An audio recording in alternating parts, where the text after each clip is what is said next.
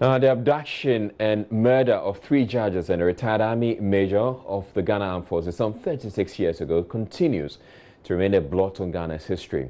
The dark chapter occurred during the rule of then chairman of the PNDC, Jerry John Rawlings, and each year, members of the judiciary and the Ghana Bar Association mark the occasion. Though the soldiers who executed the judges and the major are known, the masterminds of the brutal act are yet to be identified. The justices were Fred Poku-Sarkodie, Cecilia Coranting-Addo, and Kwadwo Ejapong, whilst the major was Sam Akwa. On special assignment this month, JoyNews brings you Crimes That Shook the Nation. In the first episode of the 2-part series, we go back in history and ask, who killed the judges? Here are excerpts.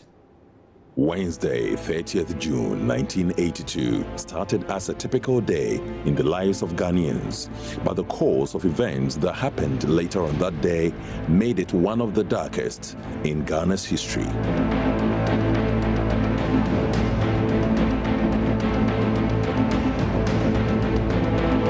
In the dead of the night, armed men led by Lieutenant Corporal Amedeka abducted 3 High Court judges and a retired army officer. These were Justices Fred Poku-Sarkodie, Kwadwo Ejapong, Mrs. Cecilia Coranting-Addo, and Major Retired Sam Akwa, who was the Director of Personnel at the Ghana Industrial Holding Corporation, GIHOC. There was a curfew in force. There were patrols in force. And to be able to breach the curfew, you have to have a pass. And there were layers of passes. One pass doesn't take you everywhere. Some pass will end you somewhere. So if judges were people who are abducted at different places, then the presumption in my mind when I heard of those that this must be something that is an inside job.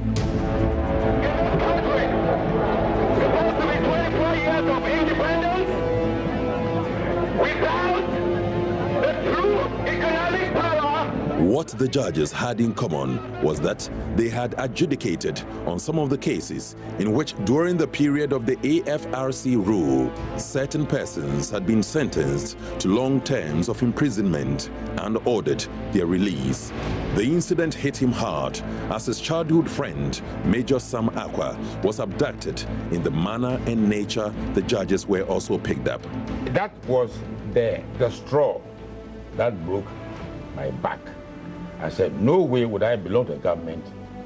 In fact, what happened was I actually went to Wonderbarak to find out from President, then Chairman Rawlings, whether he heard the news. He said yes. But if you look at it, it was so upset. I think it was almost in tears. He said, I've heard the news. And then I sent people, Air Force, to go looking for them.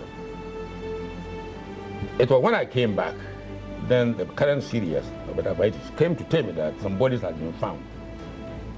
Okay. At Mundasi.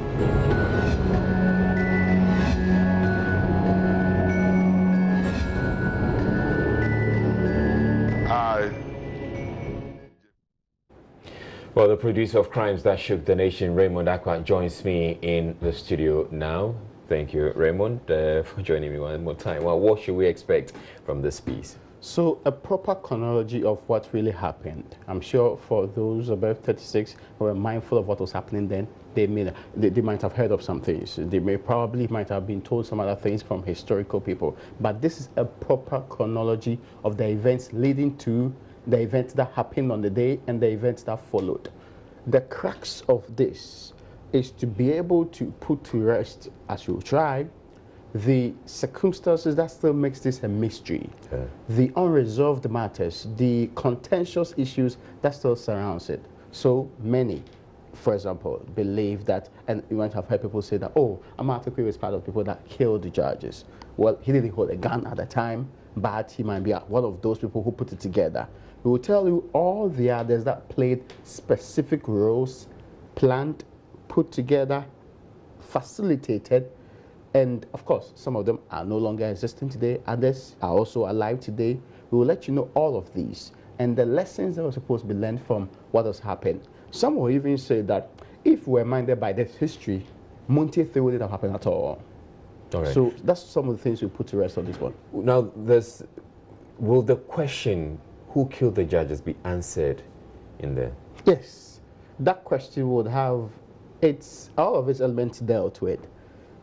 You have to watch it to get the details of that. All right. Now, what's the rollout plan between now and when it is shown? So actually, from last week and going into the following week, what we'll be doing is that we're making you understand the historical antecedents prior to the happening, right from our various news programs and also to our various current affairs programs. We will bring you specific incidents, sometimes related to days. So 30th, they were abducted. First, they were found.